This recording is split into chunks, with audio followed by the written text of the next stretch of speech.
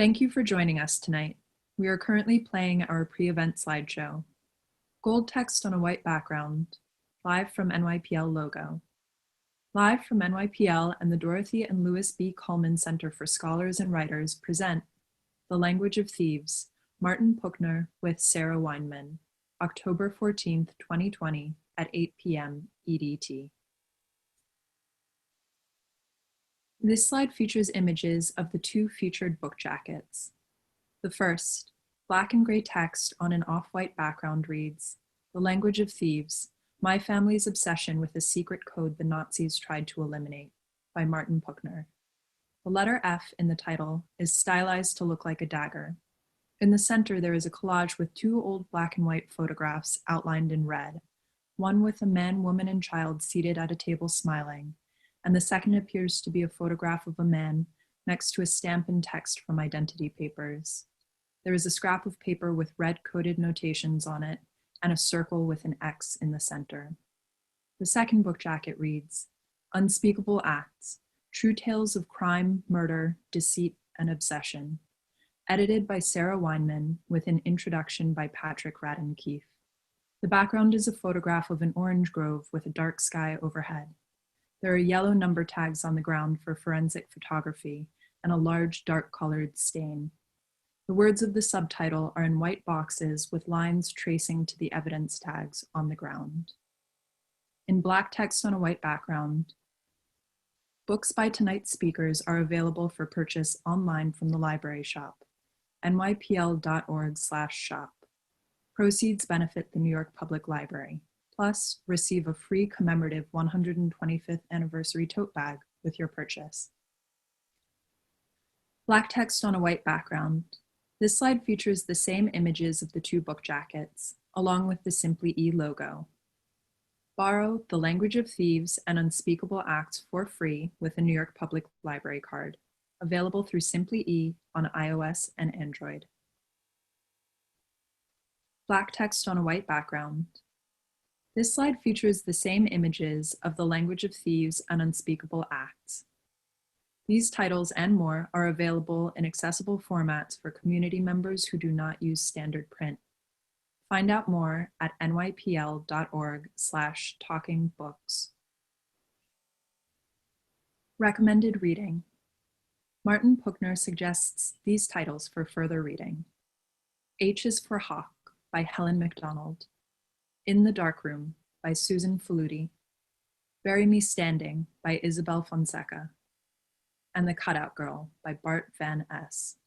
Check out these titles and more on Simply E, accessible formats available through nypl.org/talkingbooks.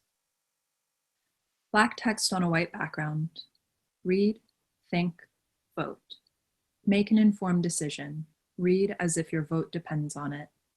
NYPL's 2020 election reading list is available at nypl.org/election2020. This slide features a blue box with a line of red, white, and blue stars running across the middle, and images of 12 different book jackets from the election reading list, including America for Americans, Our Time is Now, The End of Vice, Begin Again, No Justice in the Shadows, This Changes Everything, Drawing the Vote, Unrigged, Good Talk, Give Us the Ballot, Why We're Polarized, and Push Out.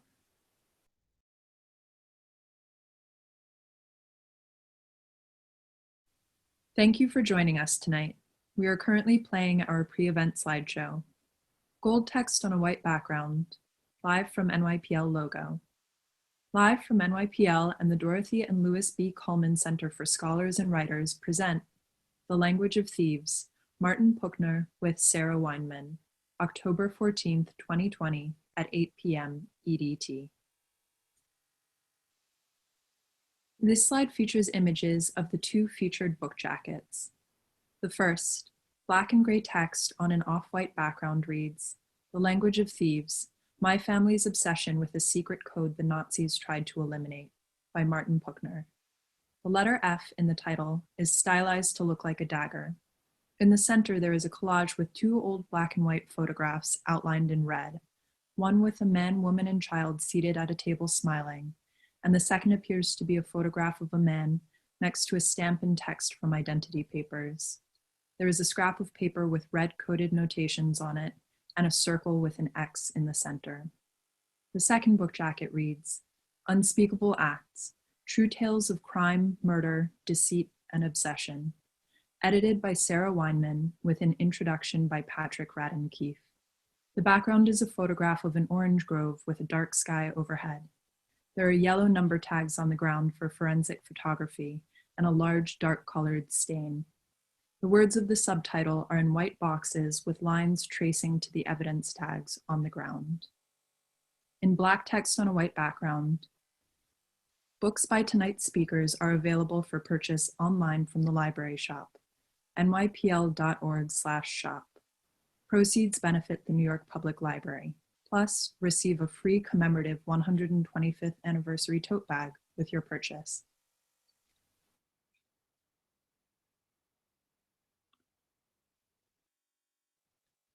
Welcome to the New York Public Library. Tonight we present another in our new series of virtual conversations from the Coleman Center, a presentation with live from NYPL.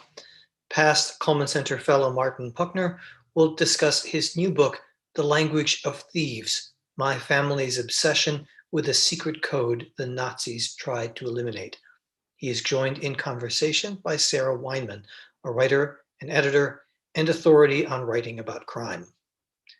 If we were holding this event under the normal auspices, we would be in the Berger Forum at the Coleman Center.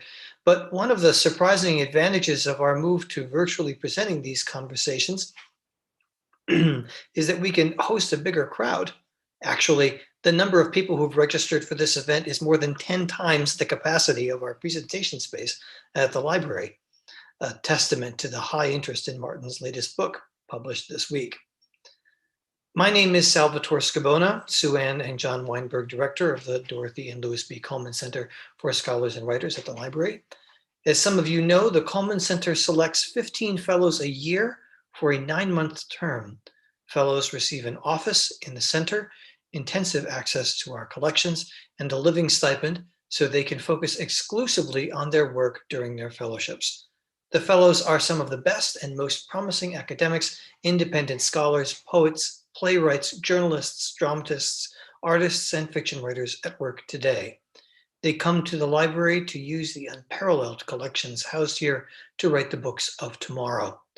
The program was founded in 1999. To date, it has supported the work of more than 300 fellows. Writers and scholars from any country are welcome to apply. The next event in this series will be Thursday, October 22nd at 7 p.m. when we present past fellow Natan Meyer in conversation with Jonathan Stevenson about Meyer's new book, Stepchildren of the Shtetl, The Destitute, Disabled, and Mad of Jewish Eastern Europe from 1800 to 1939. And in the coming days, Live will present a political roundtable with contributors to the New York Review of Books.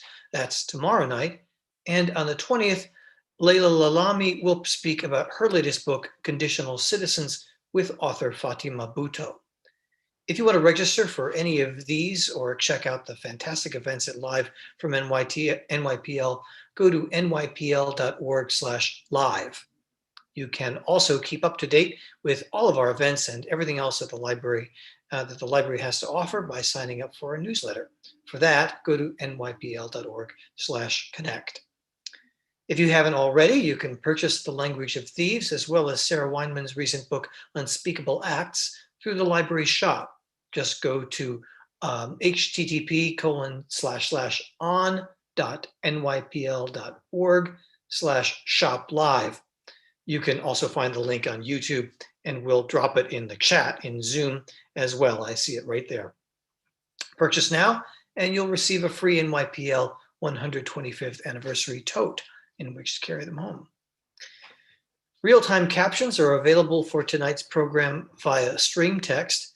You can find the link in the reminder email you received after signing up for tonight's event, as well as in the chats in Zoom and YouTube. Before I invite Martin and Sarah on, there are just a few quick housekeeping items I should go over. This event is being recorded, not you, only the event itself. That is to say, myself, Martin, and Sarah will be recorded. Martin will take some of your questions at the end.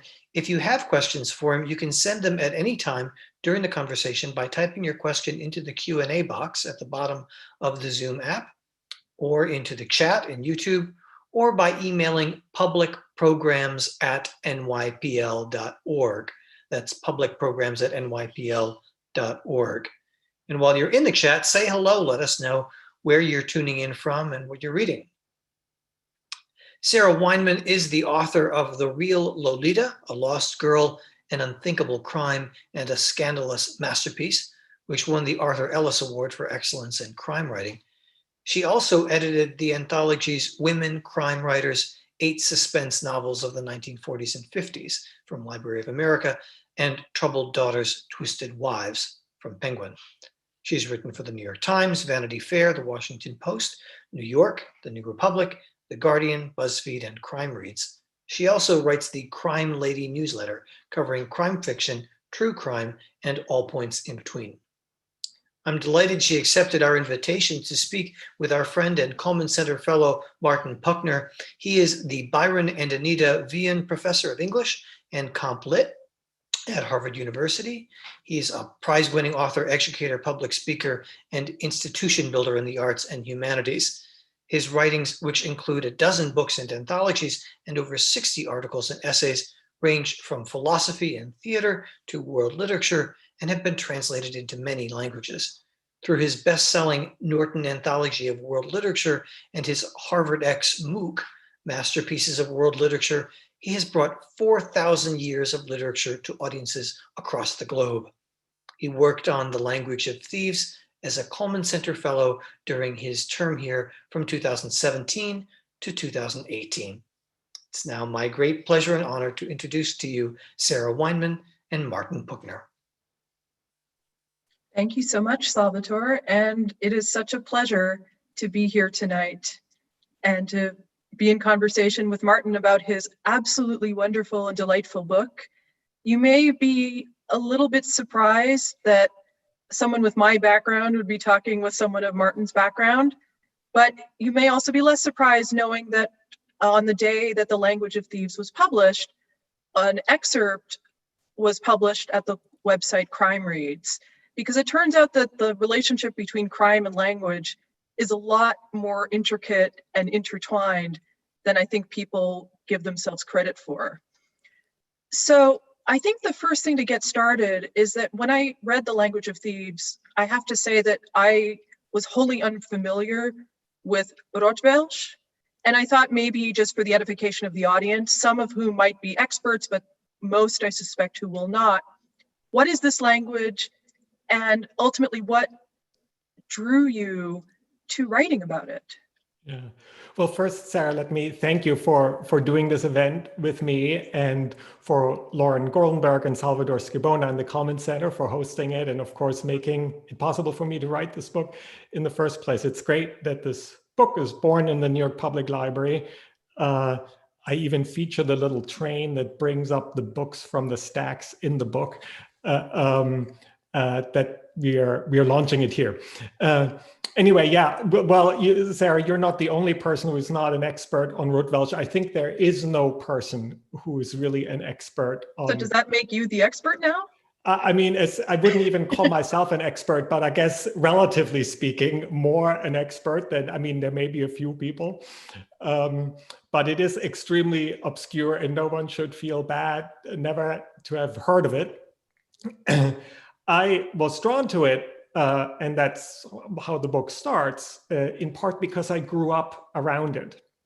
That is, my uncle in particular, and to some extent my father, were intrigued by this secret language. It was a language of the underground, a thief's language. It was called pejoratively. Not all the speakers were actually thieves. It was spoken since the Middle Ages. It was a language of the road, an itinerant language. And it was a combination of German, Yiddish, and Hebrew, but the terms, the meaning of the terms changed and twisted to make it hard to understand for an outsider. So it was a language of the wise guys, the ones in the know. And so that's the language, and I describe its history. But the reason why I started to write about it is because I had grown up around it in this, not knowing very much about it. And then through a series of events and discoveries, which I'm sure we'll talk about, I started to be drawn back to this language that had been sort of this minor but fun thing that had been part of my childhood. And so I was drawn back into this world of Rotwelsch in ways that were sometimes difficult, and at the same time led me on this sort of journey of discovery. I feel like that's a common thing with languages that you're exposed to in your childhood, that you kind of go away from them for a period of time, sometimes decades, and then for whatever reason, you're kind of drawn back. And I speak from my own experience because when I was a child, in fact, the language of Yiddish was my first language. My mother spoke it to me in the cradle.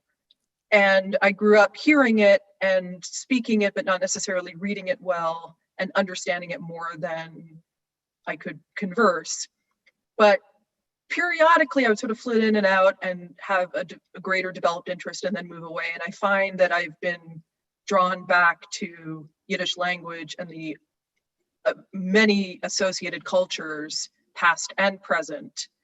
And I feel like this is a good opportunity to kind of talk a little bit about Rotwelsch versus Yiddish, because as you mentioned, there are a lot of words that kind of are, if not the same, are incredibly similar. I found myself looking at the various idioms that you printed in the Language of Thieves. After every chapter, there's a delightful little glossary of words that have some meaning for a particular chapter. And I found myself being like, I know that word, I know that word, I know that word. So what was your sense of just the concordance between these languages, especially, forgive me this long-winded way into this question, the concordance, especially because Yiddish was seen in a similar dangerous underground, almost thieves' cant, rightly or wrongly? Absolutely, and it's a close association, and it becomes a big through line in the book. So the source, as I said, of my childhood experience with Rotwelsch, but then also of my later more serious study of it, was my uncle, who assembled an incredible archive. He basically devoted his life to this language. He was a sort of bohemian writer and composer who started to do field search on this language. He composed card catalogs and his own dictionaries and collected sources, and he incorporated his own work into Rotwelsch into his own poetry and started to translate works into Rotwelsch, a language only he really could understand, a very quixotic kind of undertaking. And I inherited this archive, but it's very clear from this archive, which is my main source of knowledge. Of course, I since delved into it in other ways as well, that Yiddish played a huge role. There are all these dictionaries and other sources on Yiddish. It's clear that he taught himself Yiddish, as I then did also for this project, and that these are sort of, the fates of these two languages are sort of intertwined. And there are various ways of describing it. On the one hand, sort of from a negative sense, they attracted the same enemies. Yes. So there is this history, of course, of anti-Semitic attacks on Yiddish that you mentioned, that consider Yiddish as a hard to understand language, maybe deliberately secret language, an uncouth language, of course, deceitful language. And those same attacks were also leveled at Rotwelsch. Now, in the case of Rotwelsch, while these were also prejudices, there was more of a grain of truth to them, because it was an underground language and therefore to some extent associated, if not always with crime, so with itineracy. Of course, that was also the case with Yiddish. And so that's one connection between the two languages. It's also clear that to the extent that Yiddish was around as a sort of Germanic language that wasn't standard German or High German. It is one of the reasons why Rotwelsch speakers used Yiddish terms and then changed their meaning. So they used these languages, but then they did their own thing with Yiddish.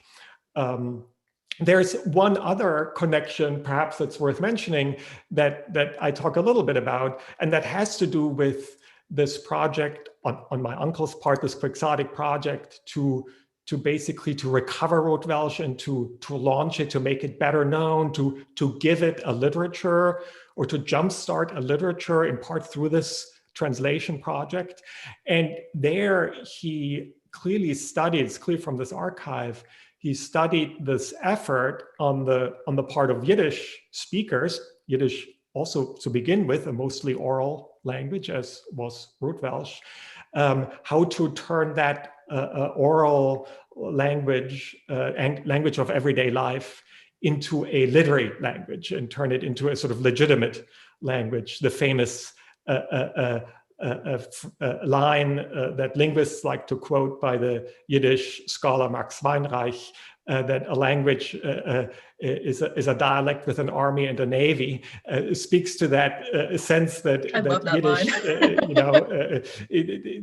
isn't seen as a full language or legitimate language. But then this concerted effort over the course of a few hundred years to do it. And so my uncle studied that and tried, not successfully, to do something similar with Rotwelsch. So that's the other connection. So it's like your uncle wanted to start the Yivo of Rotwelsch, yes, but he was not successful in doing so. He was not successful. He died also very early. He died in his 40s of a brain aneurysm. I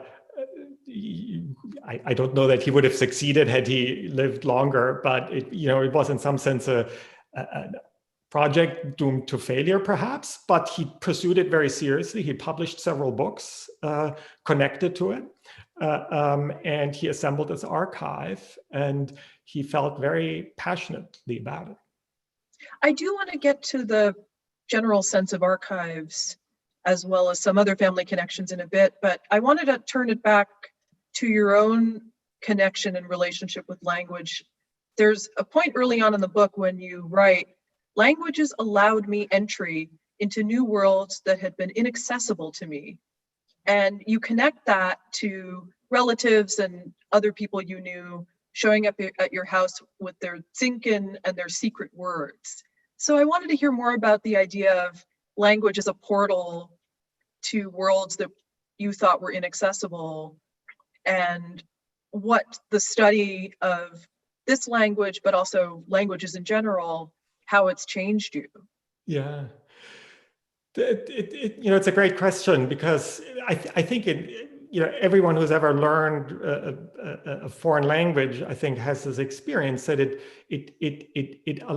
is a window or a way, a portal, as you say, is a better word for it, into another world,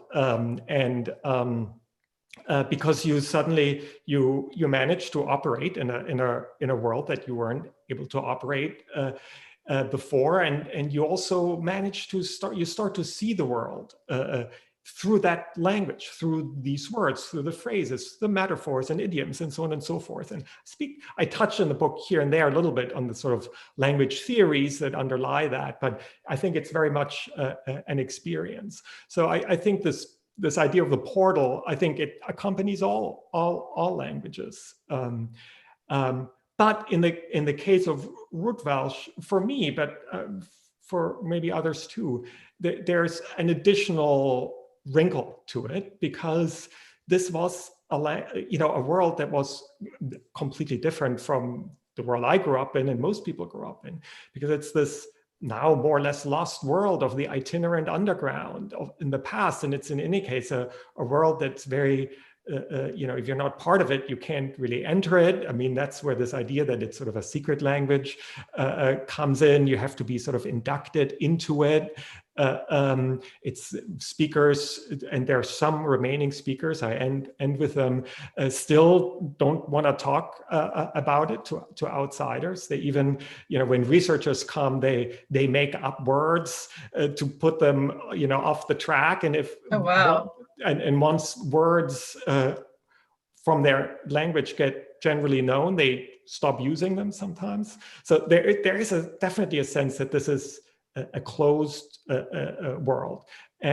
But through this language, I won't say that you can enter this world, but you can get sort of glimpses of this lost world, of the itinerant underground from the Middle Ages to the present, with some fascinating figures that I also feature in the book, from sort of famous men and women who were part of this underground, to an early 20th century figure who's called the King of the Tramps, and so on and so forth. So this whole world sort of comes to life, I think, through this language.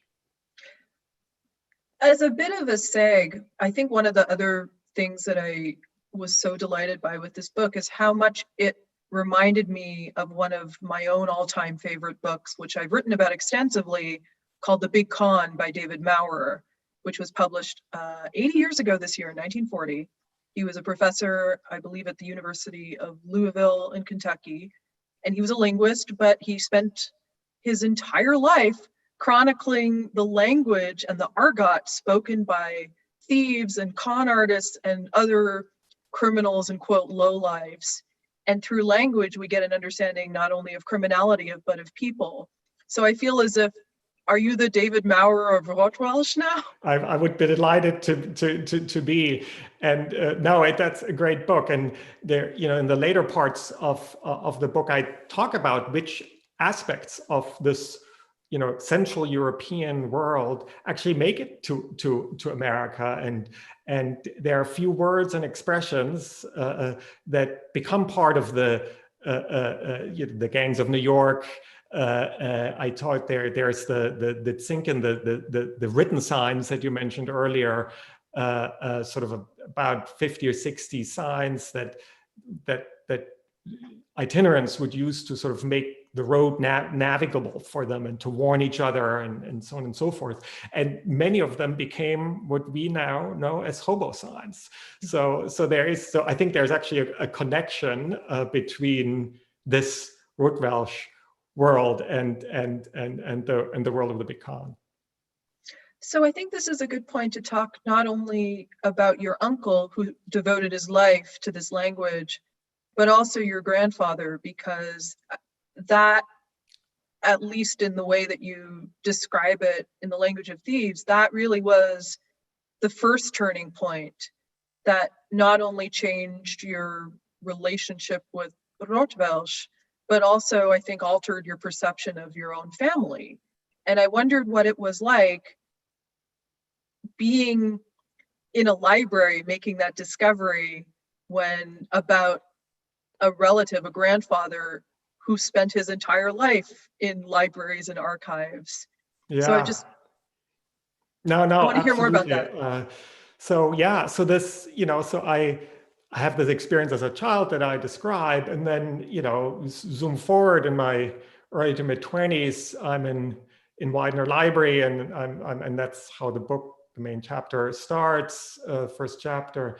And I'm sort of procrastinating, and people always said, "Oh, Widener Library is one of the best libraries in the world." And I say, "Okay, I'm going to test that library." And I hadn't, I wasn't really expected to find anything in particular. I'm just going to say, I'm going to test how good this library is. I'm going to see whether. So my grandfather, what I knew about him was that he was a historian of names, whatever that meant, and an archivist himself. And I had some childhood memories of him, but I always felt I knew very obscure stuff. History of names and place names in the Middle Ages in a certain corner of southern Germany, this kind of thing. So I go there, I go to the card catalog, I find an entry, I'm surprised. I go into the stacks, no little train in Widener, as there is in the New York Public Library. And I find some of these obscure texts that I'm not sort of surprised by. But then I also make this shocking discovery that I find these, especially one very extremely anti-Semitic article from 1934, and in which he writes about the ability of a historian of names like himself, someone with his expertise, to distinguish between German-sounding Jewish names and Jewish-sounding German names, and calls for a registry of names. And it's really, really terrible stuff. So that's a big shock, because I knew that he had been in the war, but I knew nothing else about his time during the Third Reich. So that's a big shock. And connected or combined or at the same time, there is this strange puzzle, because in this article, he also writes about Rotwelsch in a completely hateful way. And as I mentioned, Rotwelsch had always attracted these sort of anti-Semitic enemies. In a way, it's sort of catnip for anti-Semites, because it seems to associate Jewishness, because of the Hebrew and Yiddish influence in the language, with criminality, because it's an underground language. So in a sense, it's what an anti-Semite could say. This is what we've been talking about all along. All Jews are criminals, and so on and so forth. So this is how he writes about it. And this essentially then launches this search, forces me in a way to excavate this fun thing, Rotwelsch, that I remember from my childhood. I inherit this archive from my uncle to study it, but also explore the family history, and then by going through various archives, discover the full extent of my grandfather's involvement with the Nazis, and so on and so forth. So and it just in a sense raises the stakes for me, what Rotwelsch meant, both historically, that it attracted these enemies, but also for the family. How come, or I think I understood why someone of my grandfather's inclination would hate this language of mixture and sort of secrecy and underground and so on and so forth. But then this puzzle, how his two sons, especially my uncle, devoting their lives to rescuing, in some sense, this language that clearly their father had hated. And it's unclear to me to what extent they knew about these articles. My father, whom after I made this discovery of my grandfather's articles, I confronted my father with it. This was sort of one of the last conversations I actually had with him, because he died shortly thereafter in an accident. But so they didn't seem to have known about their grandfather's hatred of this language, but somehow the next generation makes it their project to almost atone for their father's sins. My father did tell me that they had found some indication of a kind of dark past of their fathers at some point, but then, chose not to really talk about it. So I had to make this whole discovery again. And so this becomes then also a story, not just about a secret language, but how family secrets get passed down from one generation to the next. And it's all in this strange way connected to how this itinerant language has somehow shaped now 3 generations of my family in various ways. It also occurred to me, is it possible that your grandfather actively encouraged your uncle and your father to pursue Rotwelsch, and not just because they might have shown any interest, but almost as a cover? Interesting, as a cover. I hadn't even thought about that. I certainly felt like the more I was thinking about that, the more I realized, and you mentioned, Sarah, earlier, that it's sort of a story about archives. And that's so true, because I mentioned earlier that it was a purely spoken language, but there is a written record. But it is a written record entirely by the enemies of this language, by the police, because the police started to get interested in this language. There are other figures, sort of ideological enemies, I suppose, like my grandfather, starting with Martin Luther, who writes a big tract against this language. So that's the written record is written by its enemies. So the archive I was using and that my uncle assembled, you have to sort of read it against the grain, but it's nevertheless an incredible resource. Without it, we wouldn't, this language would have sort of disappeared. And then at some point, it became clear that, this grandfather, who is an archivist, who makes, by the way, a great career in post-war Germany, he becomes head of the Bavarian State Archive. His brother, who had a similar political history during the Third Reich, becomes the head of the Nuremberg State Archive. And in part because in the post-war period, there's great demand for archivists because they're all the records from the Nuremberg trials who get pouring in, and he becomes an expert on the Nuremberg trials. That's his career. So there are those official state archives, there are these police archives. But then, yes, the son, even though he's sort of this bohemian critic of his father that assembles, what does he do? He creates an archive. It's a very different archive, but it's an archive. And so in some sense, he continues his father's profession. I tended to see it as a kind of atonement, but yes, I started to imagine, did they maybe, who knows, maybe my grandfather really regretted what he had done during the Third Reich. Maybe he really got into this. I mean, and talked to his son about this language and the meaning of names and so on and so forth. I mean, no one, living remembers any of it, but it's this part of the puzzle. But you're right, it could even be a cover-up. It's interesting. I think it also speaks to something you write in the book about how the power of archives are to decide what matters and what does not. And archives are fascinating as someone who often speaks of dwelling in the land of archives. I mean, just the other day, I was looking at a file that a source gave me, and it's for me, one of the best feelings in the world to sift through documents that were only supposed to be viewed between two people in particular. But it just goes to show that what you keep and what is preserved in the public or even the private record, it can never tell the full story because there's always what gets left out or what is deliberately cast aside or kept underground and transformed into a secret language.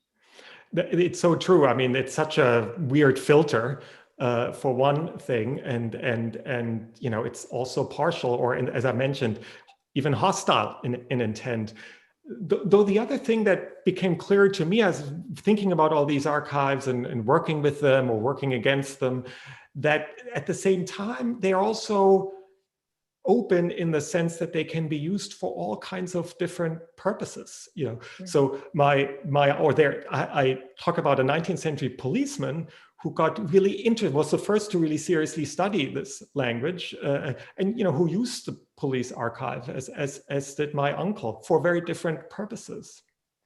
And to give another example, to come back for maybe one more moment to my grandfather, so he becomes part of the Bavarian State Archive, and the way I was able to reconstruct his entire Nazi history, including the way in which he was able to weasel himself out of the denazification process and so on and so forth, was all in the personnel file. It was about this tall, had about 1,000 pages, in his own archive.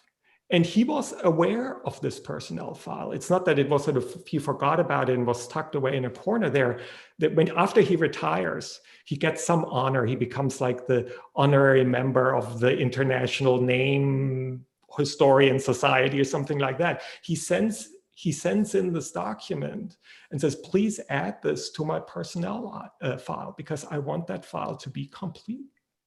And so he clearly knew what was in it. He knew it was there. And he knew it was a time bomb. Anyone could have gone in, but I guess no one did. But so, and now the last bit in that archive is that whenever someone requests the archive from the stacks, that the handwritten little slip with which you request it, it becomes part of the archive. So the slip where I request this archive, I assume that no one has really looked at it since, is now part of the archive too. So there it's this odd record that is extremely partial and limited and all of that, but it's also malleable and you never know. And I think in some sense, I feel like he kept it because he felt like, yeah, maybe this is an exaggeration, but as an archivist, you don't throw away documents. And I don't know whether he was tempted to destroy some of the documents. I mean, maybe there were other documents he took out, but it doesn't look like it at all. So, yeah, that was the last archive I used.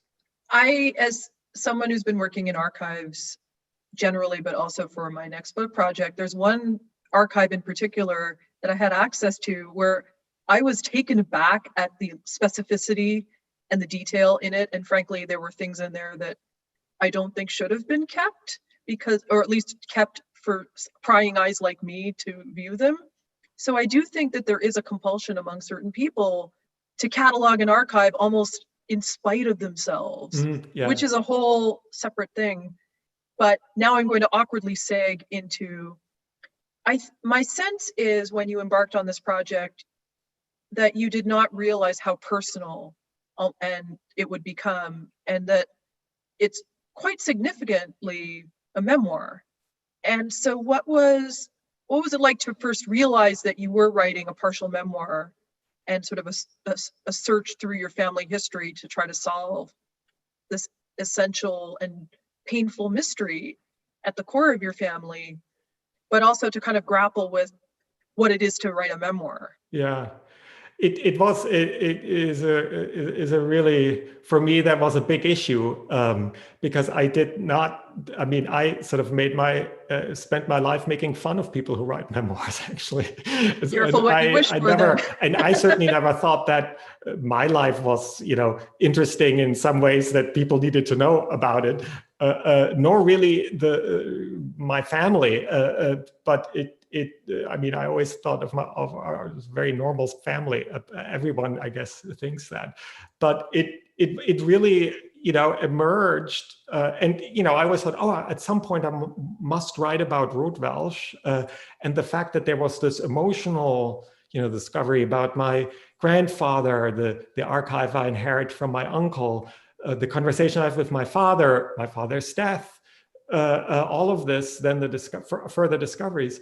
I always knew that this was, part of the emotional driver of this research project. But at some point, I just realized that they were intertwined, and it became clear to me that they needed to be there together. I couldn't quite articulate all the connections there were, and I'm not sure I can even now, but I think so in a way, grudgingly, I realized that it needed to be there for this to be an accurate description of what was going on here.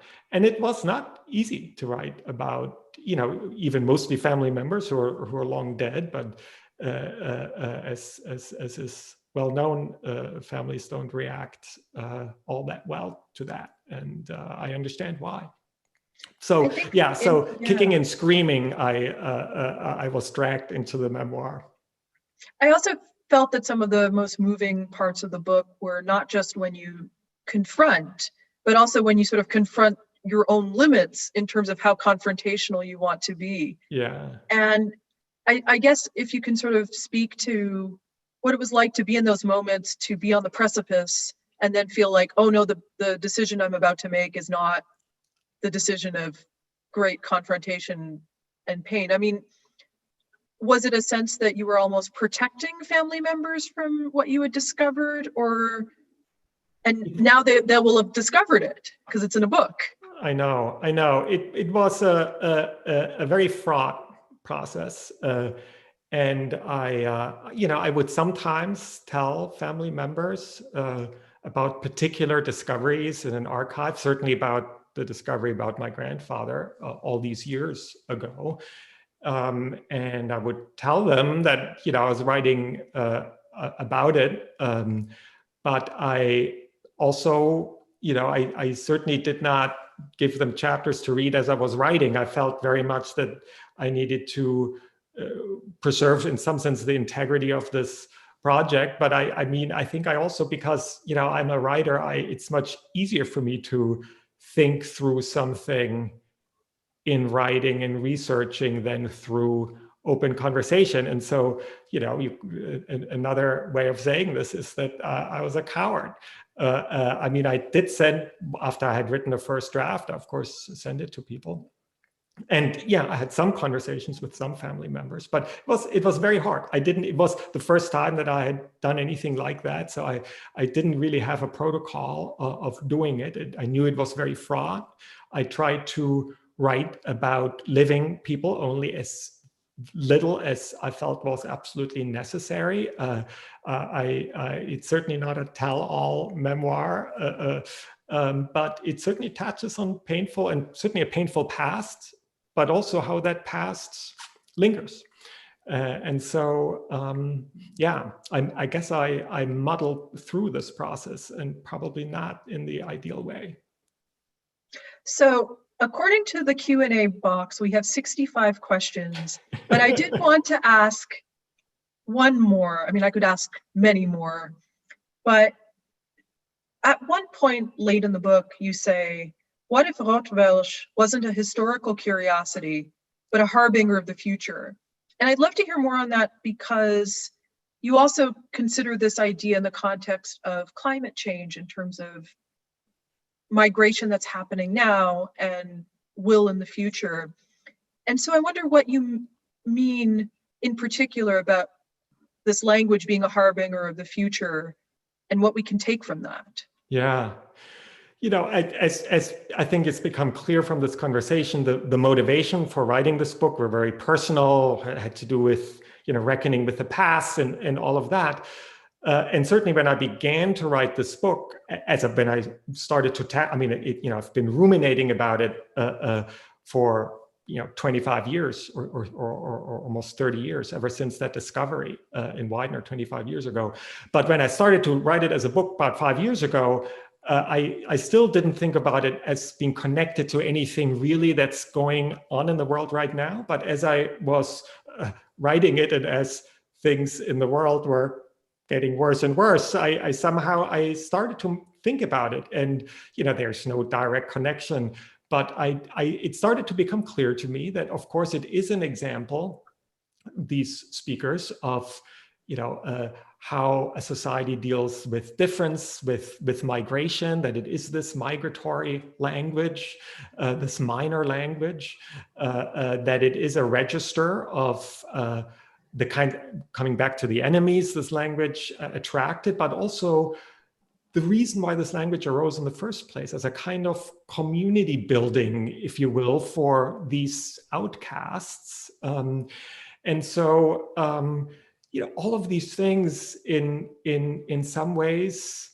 resonated. That's how I would put it. I can't say that there's one particular upshot, but it resonated deeply. And we don't even have to talk about how in the last couple of years, history of Germany in the 20s and 30s and 40s has been on the op-ed pages of the New York Times every other day. And while I don't think we are exactly in 1934 or something like that, it's clear that when you think about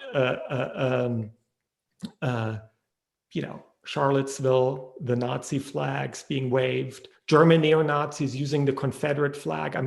What's happening in the resurgence of this kind of xenophobia. And so suddenly it seemed to me that it was a very particular thing that happened at a particular time in a particular place, but that it resonated sometimes in eerie ways with our world. So this is a good time to move over to audience questions. As I mentioned, there are quite a lot. I hope we'll get to as many as we can.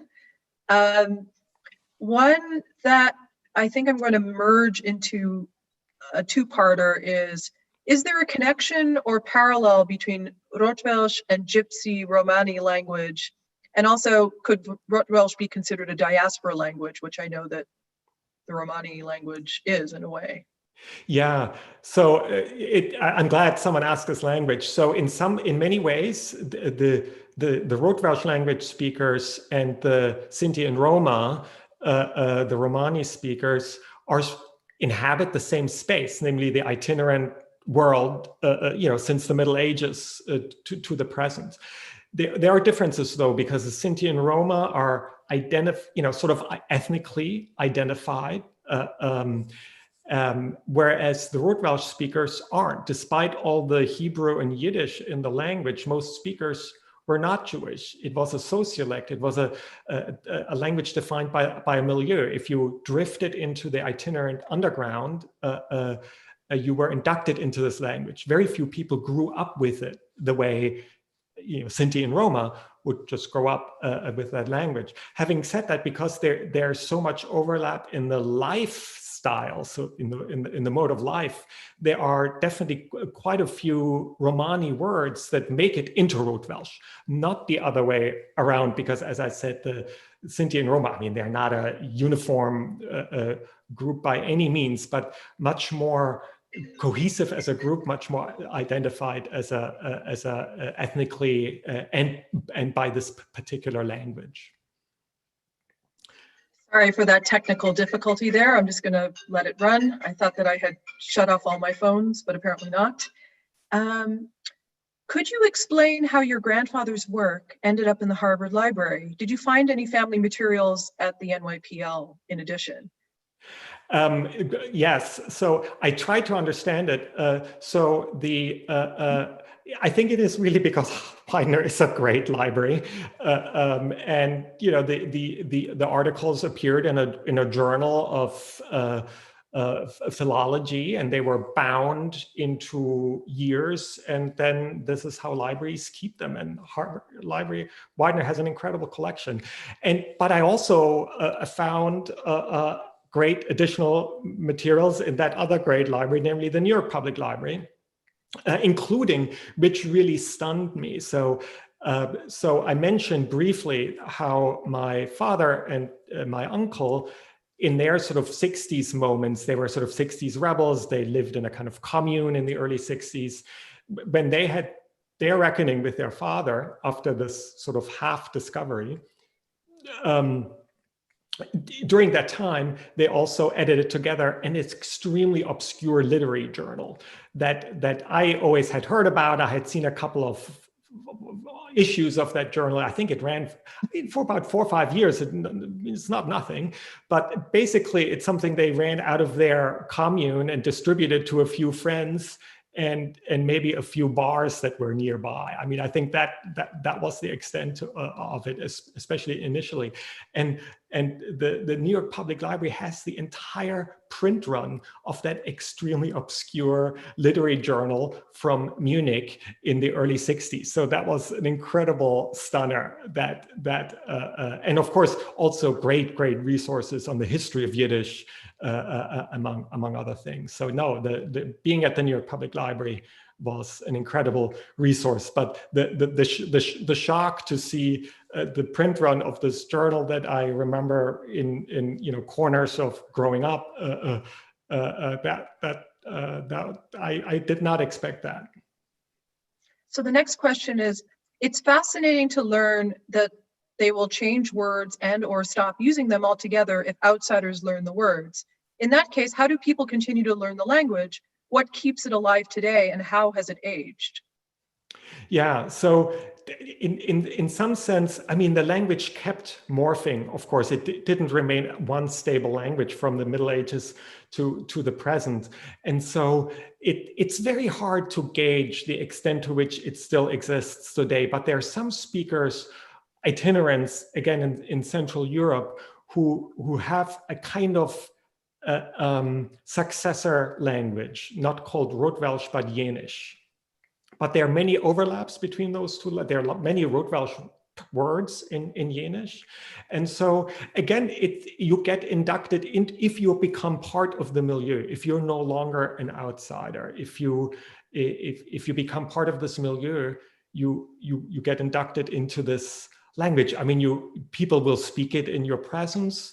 You will start to speak it. But if you come as an outsider, as a police or as a researcher, that's when they become suspicious and will not reveal their words.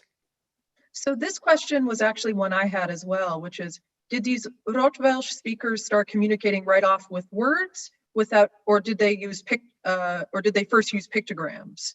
Like, what was sort of the relationship between words and pictograms, and is it a chicken and egg thing? I think it is kind of a chicken and egg thing. As I said, the language, I would say they fulfill different purposes. The language becomes the language of a milieu. You could also say a professional language, a jargon. In many ways, it's a book about jargon, and I speak about how even the word jargon was sometimes applied to Yiddish, and this is sort of a more extreme version of a jargon. But it was, of course, like all languages, also to create community and to define who is part of the group of speakers, who is in and who is out. As we were just talking, the signs were they were not written versions of the language, but they were signs that were sort of pointers for the people in the know. So, for example, like the Hobo signs, for example, avoid this village. There is an aggressive policeman who will arrest you. Or on a house, the image of a cat means there's an old woman living on her own. Or a cross means act pious and you will get some bread in return. Or the sign that I grew up with, because it was on our house, attracting itinerants to our house, was simply a kind of cross with a circle around, which means bread is to be had here. So those were the signs, like the Hobo signs, and they sort of allowed people to navigate this world. So this next question, I'm going to fold in something else too, which is, did you ever find out if this secret language spread from Germany to the United States? Maybe it was used by hobos during the Depression. And the thing that I wanted to fold in is that in Rotwelsch, Amerikanische is the word for scam. And I really want to hear more about its relationship with America, or perhaps its adversarial relationship with America. Yeah, I'm not even sure it's adversarial, but yes, it seems that some terms in the Hobo signs, as I said, when I myself emigrated to America and got to know Hobo signs, I immediately recognized them, because there's not total overlap, but I would say maybe 60% overlap among them, and some of these words. But yes, it's funny, the scam. I think it has to do with the kind of American con man, perhaps. I also loved the fact that there became a Rotwelsch term for Coca-Cola, Coxpleb. So there's definitely a sense, and it makes sense that there were speakers from the underground who would migrate to America. I think that the only reason why I think it's not adversarial, because talking about various Amerikanische as various tricks, or to deal Amerikanische cards means to cheat in cards. I think this is seen as almost as a kind of proud thing, because this is the world of this underground, different ways of cheating. So I think it says more like America is part of our world. So this is a question that's directed to both of us, which is, have either of you come across research material that you can't, quote, unsee? If so, how do you distance yourselves so it does not negatively affect your daily lives? So I want to hear your first, Sarah. Well, as someone who writes about crime pretty much all the time, distancing techniques are really important for me. And I think it's just that one way I get around it might seem paradoxical, which is just that if I approach something that's upsetting with a strong sense of empathy and understanding, it's weirdly easier for me to deal with. So especially if I'm, say, talking to sources, but also seeing archival material that's describing the worst thing that ever happened to a person, it's really important to come at it not from some, oh, I have this great scoop or this great story, even though that feeling does sometimes come into play, but from a sense of, this is part of a larger complex undertaking, and I have to kind of sit with that. And sometimes, yes, I will react negatively, but often I'm able to compartmentalize as needed and just go on from there. But what's your answer, Martin? Well, my main experience with that is with this particular project, and because these discoveries aren't just about some other person, but about about my own family.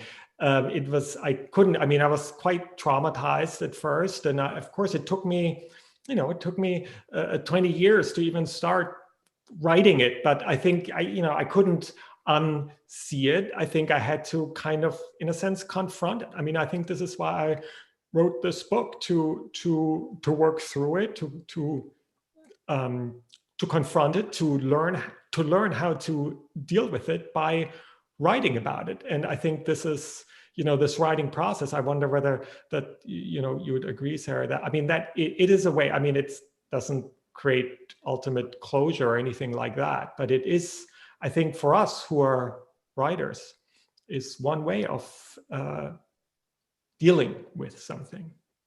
I don't believe in closure in general, and I don't really believe in it as a literary thing, but also in terms of in a crime-related context, when people talk about people finding answers so they can get, quote, closure. You can't get closure when it involves emotion, when it involves abrupt changes, when it involves trauma, when it involves living through the rest of your life in the aftermath of sort of this stochastic, abrupt event that people respond to differently at different stages of their lives.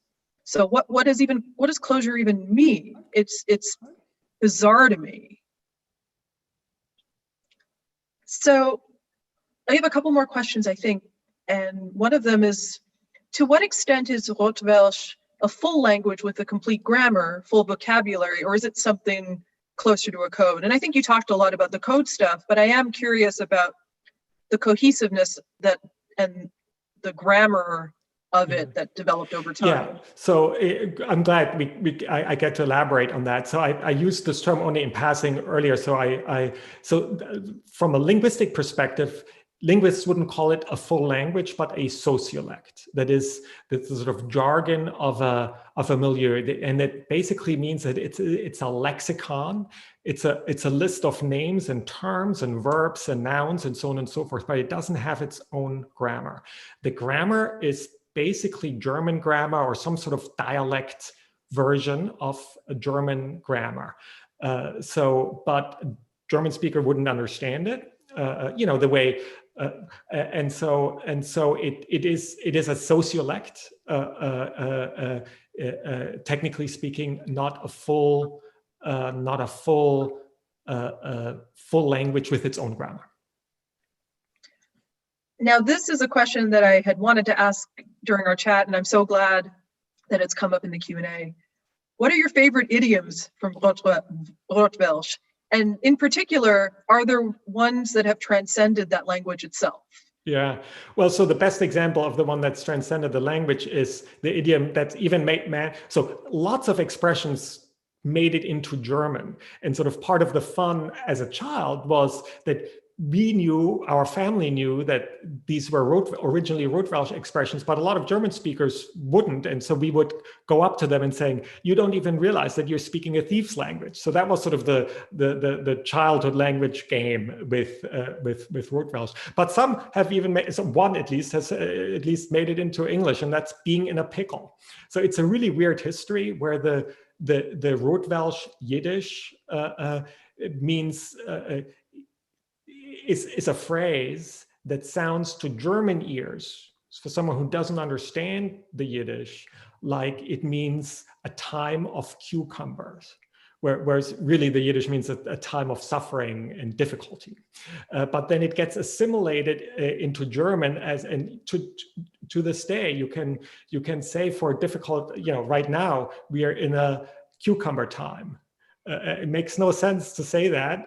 And then it travels into English as being in a pickle. So that's one. The other idiom I love is an Hasen machen, which is to make a rabbit, which means to make a quick escape. So that is another one I really like. I mentioned Coca-Cola, Coke's Plemp. So I think that's all the time that we have for questions. I'm so sorry if we didn't get to yours. And I want to thank all of you who attended this event tonight. I'm so pleased that you were able to make it. I want to thank everybody at the Cullman Center and at the New York Public Library. And Martin, thank you for writing this wonderful book and for such an excellent conversation tonight. Thank you so much, Sarah. It was really great talking to you. And thank you everyone for attending. Excellent.